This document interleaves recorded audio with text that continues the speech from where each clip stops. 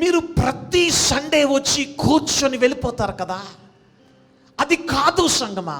దేవుని సంతోష పెట్టాలంటే church goers cannot satisfy Jesus, cannot make Jesus happy. దేవుని యొక్క హృదయాన్ని మనము సంతోష పెట్టలేము.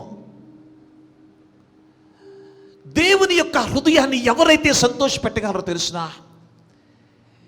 ఎవరైతే, చూడండి, అనేక మంది శిష్యులుంటే యేసు యోహాన్ని పిలిచి అంటున్నాడు, నానా ఇదిగో నా తల్లి.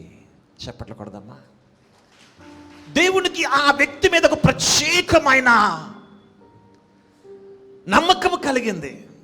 అందుకే అందరూ ఉన్నారు అక్కడ.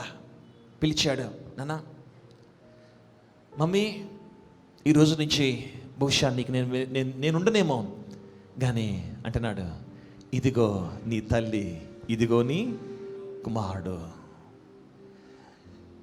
You have to satisfy Jesus. దేవుని సంగమా, మీరు సండే చర్చ్కి వస్తున్నప్పుడు మామూలుగా రావద్దు సంగమా. ఎవ్రీ సండే చర్చ్కి వచ్చినట్టు రాకండి. నేను ప్రతిసారి బతిమాలుతున్నాను మిమ్మల్ని. ఈ మెసేజ్ చూసిన ప్రియమైన దేవుని బిడ్డలారా,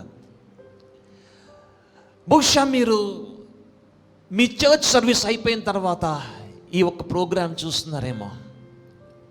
నానా 2 చేతులు జోడించి నేను చెప్తున్నాను, మీ చర్చ్కి మీరు వెళ్తున్నప్పుడు మీరు ఎలా వెళ్ళాలంటే, మీ లైఫ్లో ఫస్ట్ టైం చర్చ్కి వెళ్తే ఎలా వెళ్తారు? ఎంత సిద్ధపడి వెళ్తారు? అసలు చర్చ్లోకి వెళ్తే అసలు ఆ ఎక్స్పీరియన్స్ ఎలా ఉంటుంది? దేవుని రక్షణలోకి వచ్చిన తర్వాత, దేవుని సొంత రక్షకుడిగా అంగీకరించిన తర్వాత ఒక మంచి డ్రీమ్తో మందిరంకి వెళ్తారు. నేను చేతులు ఎత్తమని ఎవరిని అనట్లేదు, ఎవరిని చూచి నేను మాట్లాడలేదు. కానీ మందిరానికి వస్తున్న వ్యక్తి ఫస్ట్ టైం వస్తే ఎంత శ్రద్ధగా వస్తాడో, ఎంత ఆశతో వస్తాడో. ఇదే నీ జీవితంలో లాస్ట్ సండే అయితే ఎంత అటెంటివ్గా ఉంటావో.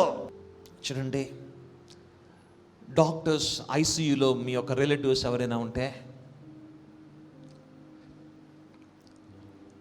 మీరు అక్కడికి వెళ్ళి డాక్టర్ గారు చెప్తున్న మాటలు ఏముందిలే అంటారా? ఎలా వింటారా? కను రెప్ప ఇయకుండా డాక్టర్ ఏం చెప్తాడా అని అన్ని వెయిట్ చేస్తూ ఉంటారా? ఎందుకు అంటే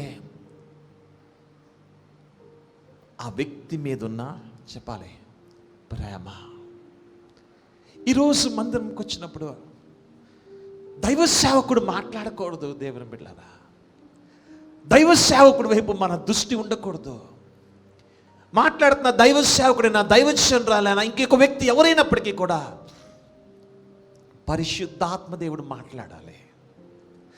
పరిశుద్ధాత్మ దేవుడు మనతో మాట్లాడాలి అంటే ఎంత ప్రిపరేషన్ కావాలి సంగమా. నేను ఒక మాట చెప్తున్నాను, ఎప్పుడైతే మనం ప్రిపేర్ అయ్యి చర్చ్ సర్వీస్కి వస్తామో మాట్లాడేవారు ఎవరైనా కూడా నీవు దీవించబడతావు. ఎందుకంటే your heart is prepared to listen to the word of God. గట్టిగా చెప్పలు కూడా దేవుని అంగీకరిద్దాం, దేవుని ఆహ్వానిద్దాం సంగమా. మీ హృదయం ఎలా ఉండాలంటే, ఏ చిన్న యవనస్తులు వచ్చి ఈ బలిపీఠం మీద, ఈ యొక్క ఆల్టర్ మీద నిలబడినా, wow I am blessed by this word అని అంటాం.